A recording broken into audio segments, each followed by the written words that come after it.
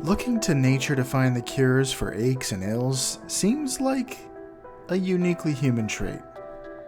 But many animals use the elements to take care of all their ailments.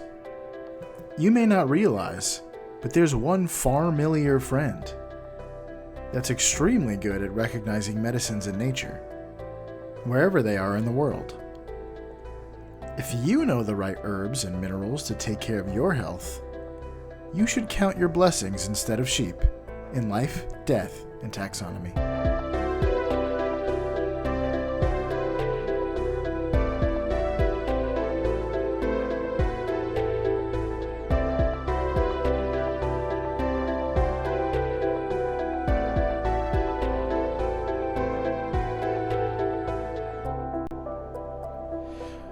Welcome back to Life, Death, and Taxonomy. It's your 30 minutes of interesting animal information. I'm Joe. And I'm Carlos. Thank you to Cassie for the creation of our theme song. To hear more of Cassie's music, please search Cassie Michelle on YouTube or Spotify. And thank you to Johanna for the creation of this week's artwork. To check that out, you can visit us at our home on the web at ldtaxonomy.com. A very special thank you to our patrons. Thank you so much for your support. It's greatly appreciated. Thanks for helping us keep the lights on. If you would like to donate, just visit patreon.com/ldtaxonomy or click on donate on our website. And today we're talking about one of the most popular fluffy animals in the world. I don't know if this is anyone's favorite animal, but it is popular. That's yes. for sure. If your spirit animal is this, society needs you. Well, I don't know. I feel like this is a lot of people's, it depends on the culture. We're talking about, what are we talking about first? We are talking about the domestic sheep. Yeah. So, if you're an, what is it? I am this. The star sign. There's a star sign for this? Yeah, for being it's a like sheep? a ram. Aries. Aries. The war god? Yeah. It's like Okay. a rowdy... It's depicted as a ram. Yeah. So there's a goat and a ram. I feel like they doubled up There on is? on that. Isn't Capricorn a Oh, yeah. goat? Yeah, goat. Yeah. Capricorn's a goat. I wonder if they share the same personality traits or similar ones. Well, One eats everything, and the other one butts their head against everything. yeah. Both of them do. Yeah. Yeah, we're talking about the domestic sheep. Definitely one of the more famous animals we've done. I don't know if anybody doesn't know about a sheep. It's just one of those animals that makes a distinctive sound and lives on the farm, so Yep. it's one of the first animals you learn. It is interesting how many animals, they made the whole big deal about what does the fox say a while ago, and it's oh yeah, no one knows what the fox says. Most animals, we don't know what they say. We don't Yeah. have an onomatopoeia for most animals. It's basically the farm animals and some African megafauna, and that's pretty much it. We don't care about the rest. Well, Yeah, there's a lot of just grunting and baying and bellowing and clicking and chittering. Chittering, yeah, there's a lot of chittering, and yeah, the low grunting and hissing and stuff like that. But yeah, so we're talking about your everyday sheep. Although there are a lot of different breeds, but they all fall under the same nomenclature. But it's also known as, the sheep is also known as a ewe, a ram. So that's the guys and girls and guys respectively. A lamb is for a baby one, and here's one I had never heard: a hogget. I'd never heard of a hogget It's a baby sheep. It's a juvenile, more of a juvenile. It's older. It's not a lamb, but it's also not like a full grown sheep, adolescent sheep. It's more of a term. It does refer to the sheep, but it also is more of a term for the meat you get from the sheep. Like mutton and hogget and lamb, I guess. But, yep, didn't know that. But we're going to call it here the pastoral pill popper and the mutton medic. I like it. There were some biblical ones I could throw in here because, man, sheep are like the stars of the Bible. In terms of animal? In terms of, animals. The sheep and lions, although the sheep do get killed a lot. In terms of animals that get the short end of the stick in a lot of these stories, it's sheep. But yes, sheep are the stars of the Bible because of Jesus is the lamb, and he's the star of the Bible. Ah, true.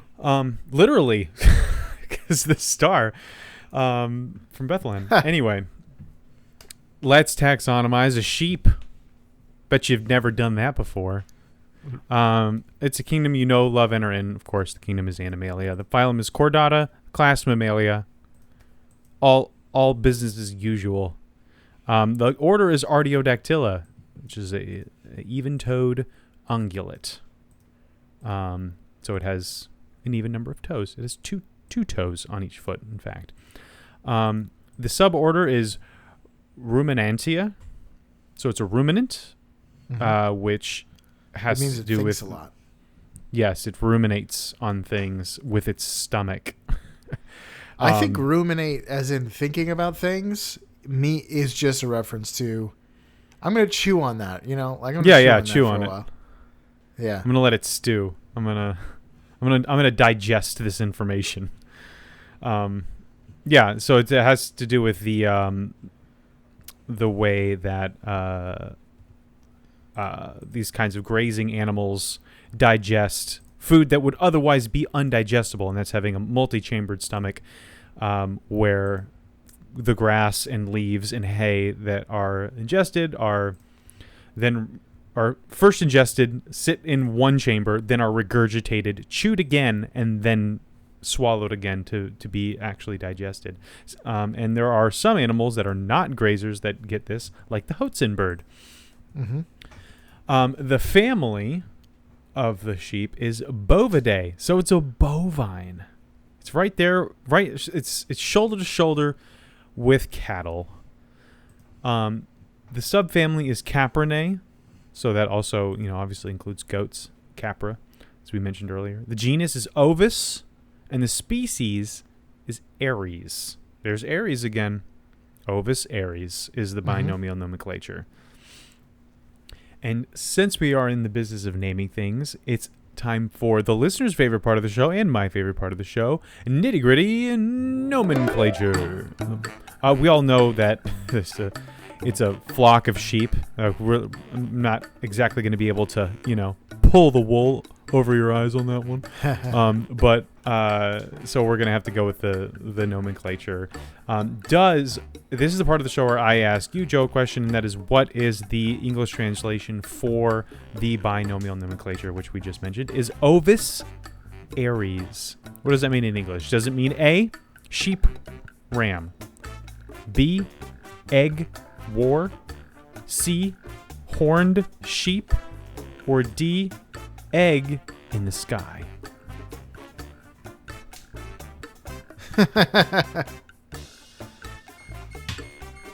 What was the first one again? Sheep, ram. Is it just sheep, ram? Final answer.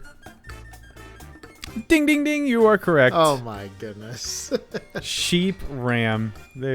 Someone's patting themselves on the back, in whatever time period they gave this its name. I thought the other thing I could think of was like Ovis has to mean eggs, right? But yeah, nope, I mean, it means sheep. It doesn't make any sense for it to be eggs, but it does sound like that. Yeah, I'm sure the root for egg is something very similar, but slightly different. All right, yeah. So sheep ram. It's like bison. It's almost sheep. Marsha. Yeah. And yep. So let's talk about what a sheep looks like, as though I need to do this, but let's do it. They do have different subspecies, but we'll go with the ones that befriend Babe.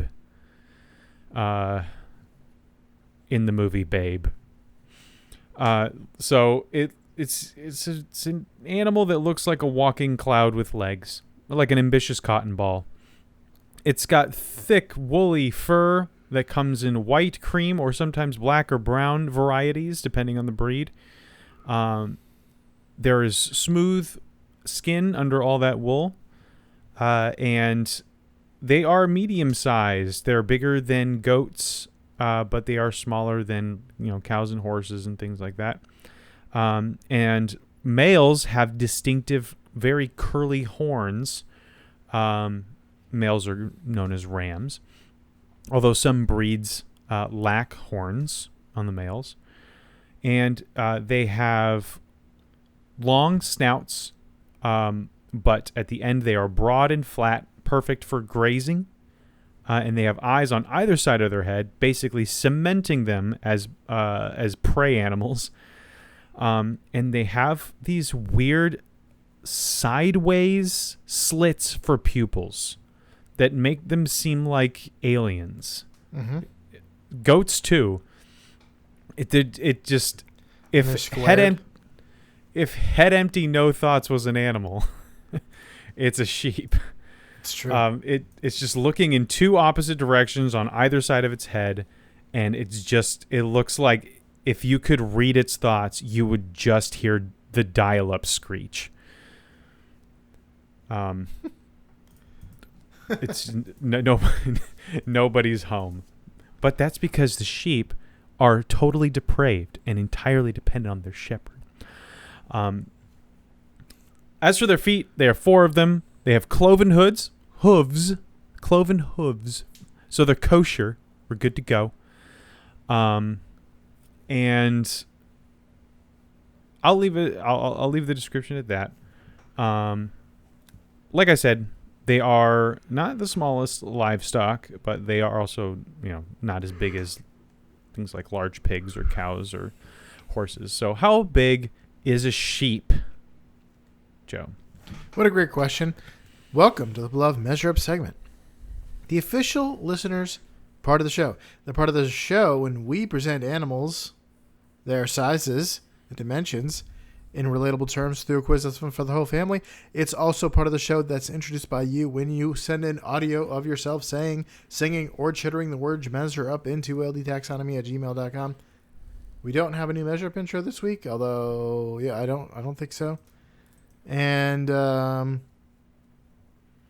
means, Carlos, you have to guess what this animal is. I asked ChatGPT. Actually, I asked 2 different AIs, ChatGPT and Grok, what the most famous fictional sheep character is. And they agreed on the most fictional. There were some runner-ups. So the most famous fictional sheep character? Yes. Do you know what the most famous fictional sheep character is? Oh, man. There's a lot of good ones. There's a lot of sheep Pokemon. Johanna's favorite Pokemon is the Mareep or the Ampharos or whatever. Flaffy. Yeah, the final one. Electric sheep. You could dream about that electric sheep. Yeah. If you're a robot. A lot of really famous sheep references. Yeah. But it's hard to think of like one standout character. Yeah. I mean, I'm actually drawing a blank on. Well, you did mention famous ones. Babe. There's some sheep in that. Ma is the sheep in that. That cannot be the most famous one. But the black sheep from Ba Ba Black Sheep. Great. I've heard that song. Yeah, that's about pretty 10 famous. million times. It's in the barely. last couple of I years. guess that is a character, but yes, that might be the most famous. This It's a was sentient notable sheep to me that because sells its own fur, its own wool. It's a sheep merchant. That's good. Man, if only we had something like that we could do. A sheep that sells its own wool? No, I mean like if humans could just like grow wool and just sell We grow it. hair, But and we can sell our hair. here's for the thing, we combs do and that. Stuff like that. We do, and the problem is, I guess we do that. I guess they famously did that in Les Miserables. Yeah, and there's that whole thing where it's like I sold my hair to buy you a watch, and it's like, oh, I sold my or a chain for your watch, and the other person sold their watch to buy a comb for the person's hair. Anyway, I don't know. So I don't have any sort of. It's just trying to find the most famous sheep in fiction. Mm-hmm. Whatever, Here's some of the runner-ups. Whichever one gives the Hercules the golden fleece. The runner-ups were Samuel from Charlotte's Web and Dolly from Toy Story. Dolly? Dolly has no lines. What? Dolly is a what? I don't remember Dolly. It's I remember just Bo Billy Peep's Goat and sheep. Gruff. No, they're Billy Goat and Gruff, right? At least that's what they call them in Toy Story 4. I don't know if they retcon their names. Wait. Yeah, ChatGPT beefed that one. A supporting character but shares her name with the real clone sheep. No, Dolly is a doll in Toy Story. Yeah. This was a challenging question for AI. Okay, it's a challenging question for me. It's Okay. not Dolly the cloned sheep. No, Dolly the clone sheep might be the most famous sheep, real sheep. But okay, the most famous one, according to two different AIs, is Shaun the sheep. Oh yeah, that Wallace and Gromit style Yes. claymation thing. But when I asked Grok the first time, Grok said Dolly the sheep from Shaun the sheep was the most famous character, and I said, how is Dolly the sheep the most famous sheep in fiction when she's a piece of media named after another sheep? And they were like, sorry for the mix-up. I meant Shaun. At least it's apologetic. Yeah. Shaun the sheep. I guess so. I've not really watched any Shaun the sheep. Watched a lot of Wallace and Gromit, but I think there's a sheep in Chicken Little. no, there isn't a sheep in Chicken Little. Yes, it's one of the like mean girl popular kids. Oh, sorry. I was thinking Chicken Run. Sorry. I was like, there's no sheep in Chicken Run. I was still thinking Wallace and Gromit. Oh, and there's some sheep characters in the Animal City movie. Oh, Zootopia? Zootopia, yeah. Yeah, I don't remember them at all. But I also don't remember that movie very much, so... Oh, and the sheep from Animal Farm. Anyway, do you want to know the height of a sheep? Too bad. Its shoulder height is 3 feet.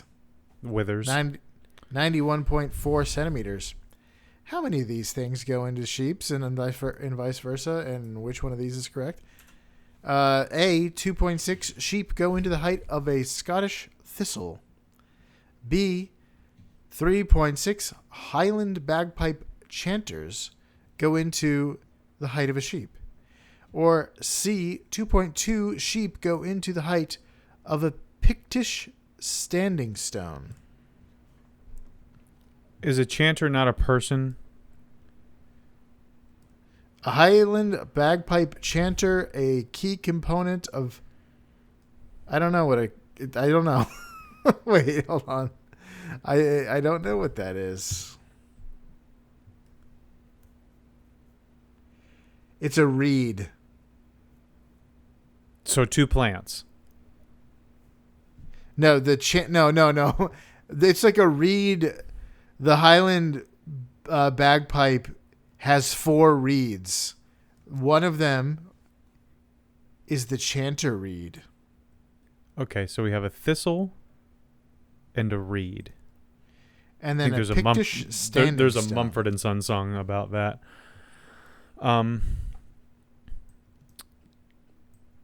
Thistle. Final answer. The correct answer was the Pictish standing stone. It's like a stone. I should have picked that one. That's got cool like Celtic stuff on it, like carved into it. Ah, yes. They put that into Pokemon Sword and Shield. Of course. You'd have to. Let's talk about weight. A sheep weighs about 300 pounds. We're talking about males, rams.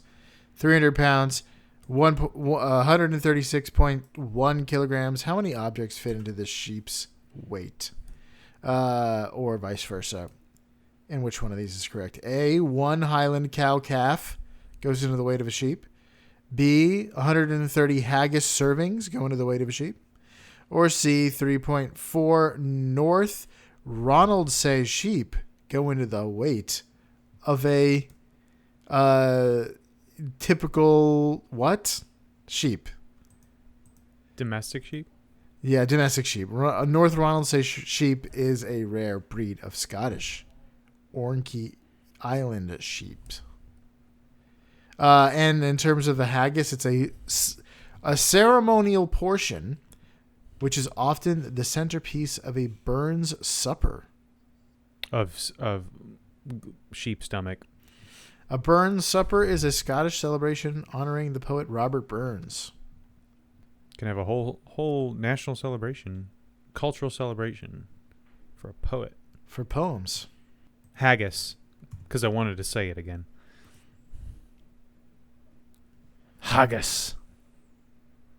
Final answer? Yes.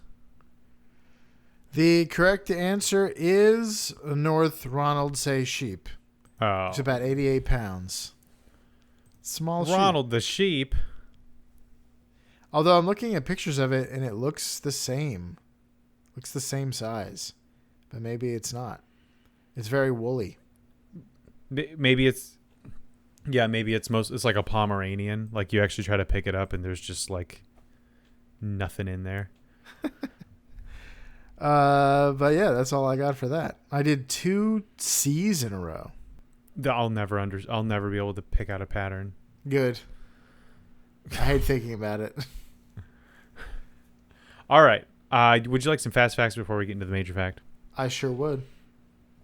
All right. Sheep are found everywhere, from New Zealand's hills to the Scottish Highlands, because they've been domesticated by pretty much everyone. And, well, they've been domesticated and then brought everywhere at some point throughout world history. So you can find them in deserts, in mountains, in swamps, on the steppes. Shepherding is a popular worldwide profession, and sheep can live pretty much anywhere that there is enough grass to pasture them. And that brings us to what they eat, which is grass. They're herbivores. They eat grasses, clovers, other plants. They have, like I mentioned, a 4-chambered stomach, in fact, that allows them to digest things in stages and regurgitate them and then redigest. Rams, with their curly horns, they compete by headbutting each other for mating rights. And the winner gets to mate with the ewes, who give birth to 1 or 2 lambs after a 5-month gestation period. Sheep are highly social. They form large flocks for safety because the ewes are useless in a fight. They rely on the rams for for protection, and it's not the greatest protection. So having many sheep in one place is good to just keep things on high alert. And also, if the wolf is going to eat someone, it's less likely to be you. They have a characteristic bleating sound that all children learn as like the second thing that they learn in life. And they utilize it quite a bit to warn each other of danger, to just communicate, to find each other, and to ask for food. They have to keep an eye out for any carnivores in existence. No, they have to keep an eye out for wolves, coyotes, mountain lions, bears. I mean, really, like any carnivore that's bigger than they are, or hunts in packs is a problem. They do depend on shepherds to keep them safe, and if they are kept safe, they can live for about 10 to 12 years in the wild, and if they're cared for well, they can live to up to 15 years sometimes. And there's a little fun fact: their wool can grow forever if they're not sheared. This is like just the pinnacle of domestication. To where, like, hey, if you are not cared for by a human, you will die. You are no longer able to be a wild animal. And if you look at pictures of sheep that have overgrown wool, it's just a mound of fluff with like a tiny face sticking out. It's like Jabba the Hutt with a sheep's face. It's ridiculous. But also not great for the sheep. They absolutely need to be sheared on a regular basis, because then they can't walk anymore. And when they can't walk, they can't eat. And when they can't eat, they can't live. So, yeah, I will leave it at that. Do you have any major facts for us? I sure do. I'm calling this one just simply Herbalist, because sheep are herbalists. Sheep engage in something called zoopharmacognosy. And I have not looked up that term at all in terms of its etymology, but I can only imagine that it means animal pharmacological knowledge. Okay. Animal medicine knowledge. And it refers to a behavioral of animals self-medicating by selecting and consuming specific plants, soils, or other natural substances to treat illnesses or maintain health. So animals intentionally trying to make themselves feel better with herbal remedies or food remedies. And I believe, like, don't dogs try to do this when they eat grass? They're trying to make themselves throw up. When they eat grass? Yeah, they have something that they want to get rid of in their stomach, and then they go eat grass, and then they throw up. That's how I would assume it know. was like just eating just pure fiber that you can't digest to push everything through. Nope, they throw it up every time. I think they are strict carnivores, and their body says, okay, now we don't need this. Chuck this and everything else that was also in the basket. Yeah.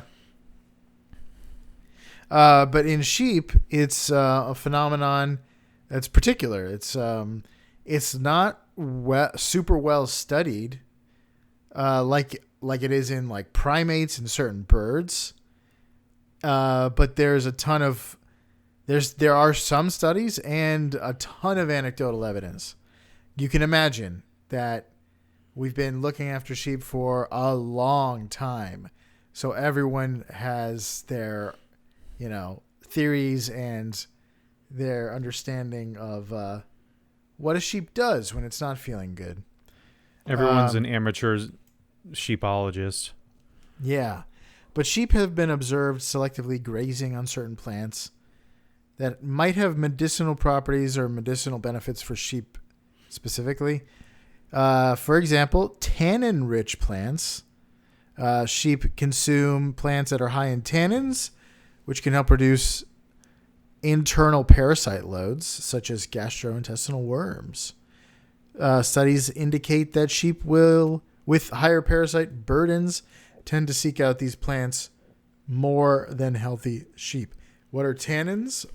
I'm not really sure, but they make wine dark red or purple. I think it's just so they are hitting the bottle. I think it's an acidic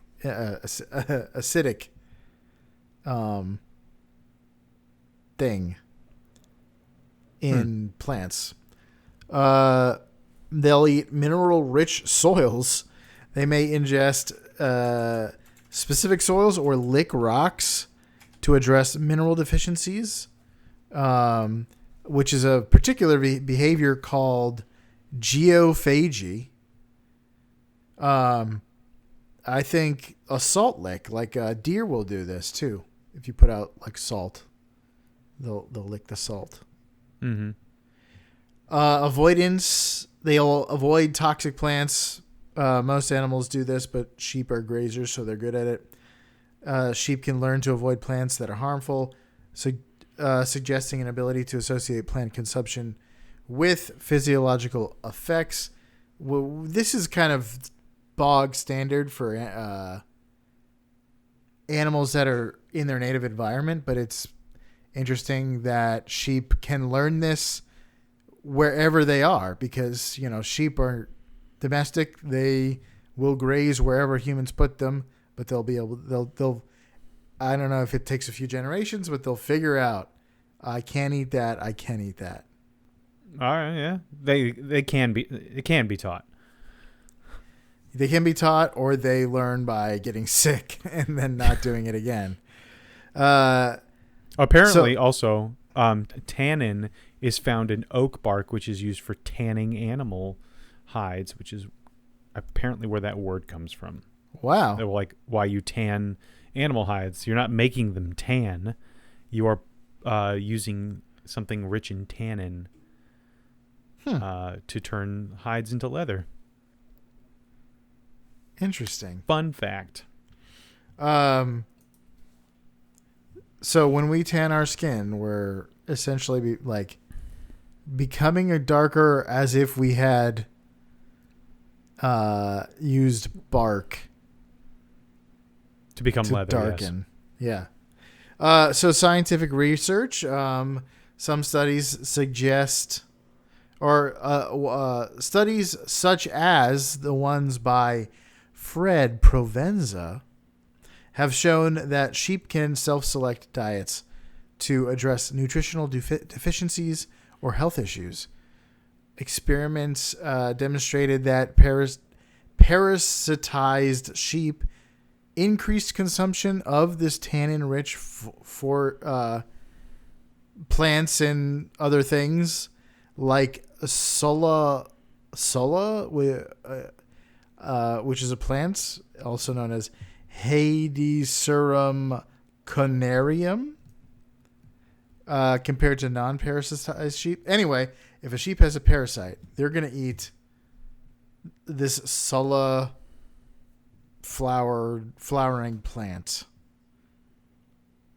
And they found that in studies. Geophagy, eating soil, is another very common example where sheep seek out these minerals that are high in sodium, magnesium, and other nutrients, guided by sensory detection, smelling it, and physiological needs. So, research. Just imagine you're just sitting there like, I think I have a tapeworm, and then you just start shoveling dirt into your mouth. Yeah, research is supporting the fact that they'll eat dirt and tannins to get rid of certain ailments or to balance out their nutrition. So how do they know what to do? It's likely a combination of instinct, learned behavior, and sensory cues. Some research on sheep, the research on this is again limited, but a lot of the evidence comes from like generations upon generations of sheep farming. So it's gentleman science. But here are some potential ways they know. Sensory cues, they have really heightened senses of taste and smell, which allow them to detect chemical compounds in plants. That's how they know there's tannins and alkaloids and essential oils, which might have medicinal properties. Maybe it's like a craving. When you're nutritionally deficient, you have a certain craving, like you crave salty foods when you're low in salt. You don't really know why you crave salty foods, but you're not thinking, I need salt. You just have a craving. So does that mean I'm constantly deficient in high fructose corn syrup? Because, man, I want some all the time. Yes. My brain just loves realizing like we have a big empty cup here and it's labeled hydrogenated oils. Fill this cup. And I think that's why they think like pregnant women will crave pickles and certain things like that because they're low in salt. They have a need for salt, so pickles. Your brain knows that salt has pickles. Pickle has salt, so you need to eat pickle. It's also very vinegary, so maybe there's like an acid aspect to it. Potentially. Anyway. It might be, again, instinct, adaptations over time. Sheep that consume beneficial plants were more likely to survive and reproduce, passing on traits that favor selective grazing. This doesn't necessarily explain how sheep everywhere can do this, like all over the world, but maybe it does, because sheep tend to be sheep farm. I mean, people have been raising sheep everywhere forever. So yeah, it was literally the fourth person on Earth tended sheep. Yeah, Abel. That was his job. And as soon as we got to the New World, we were like, we got to cut down some trees so we can have these sheep graze without getting killed by wolves. Sheep are delicious and keep us warm. Yeah. And are relatively easy to take care of. Some sheep might learn through trial and error. If a plant alleviates a symptom and improves their condition, they'll seek it out again. Young lambs will learn grazing preferences by observing their mothers or flock members, which is a process called individual learning. And this helps them to identify safe and beneficial plants really early in life.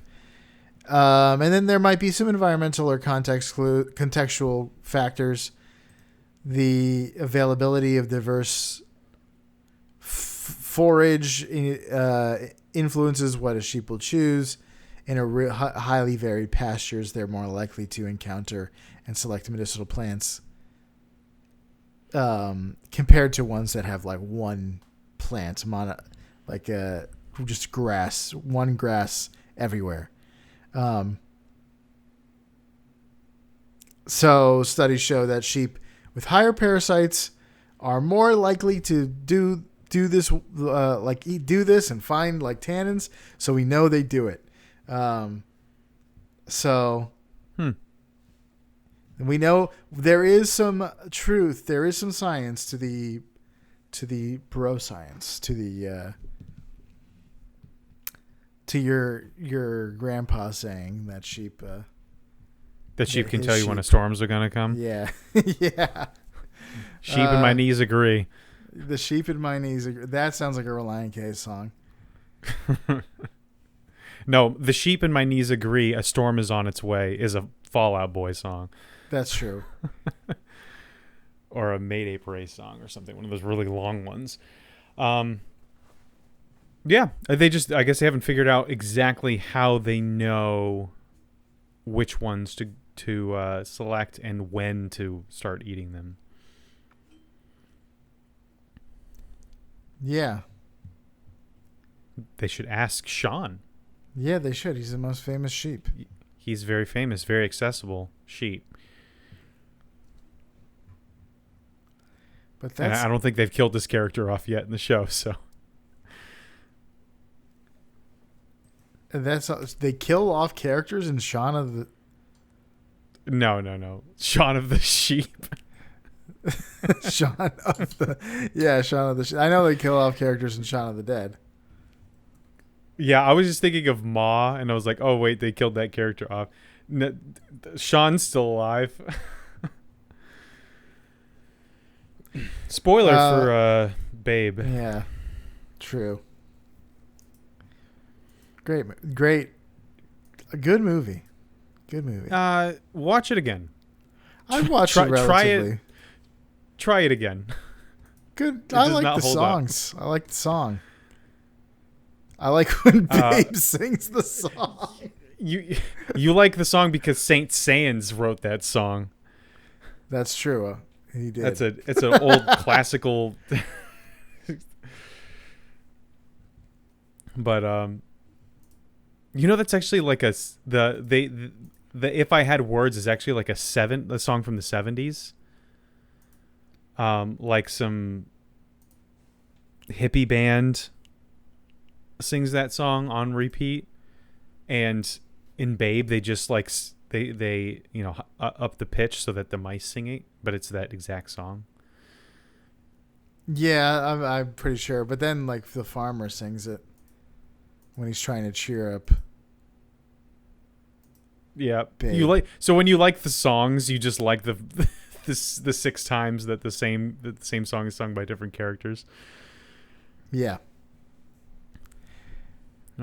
I forgot the mice. Yeah, they're. That was the first time I heard that Elvis song. They do the Star Wars wipe transitions with this like circle in and out and stuff. It's a weird movie, and it was entertaining as a kid and a tough watch as an adult. But that's all I got. All right, that is The Sheep.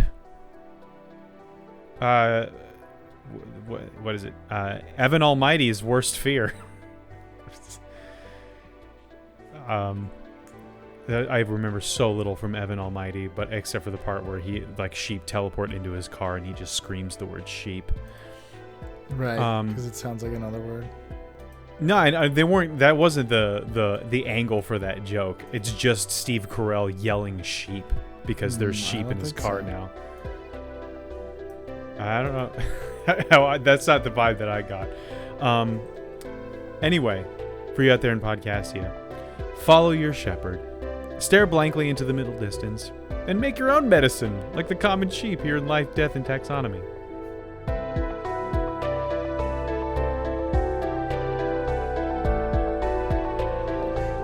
Hey Taxonomy Titans, I just want to remind you that we have a Patreon that you can find by going to ldtaxonomy.com/donate.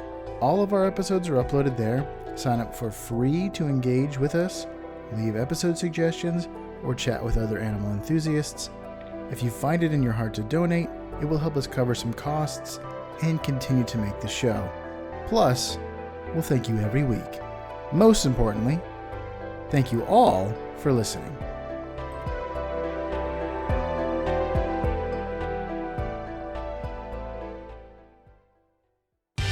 Life, Death, and Taxonomy is my favorite in the world podcast.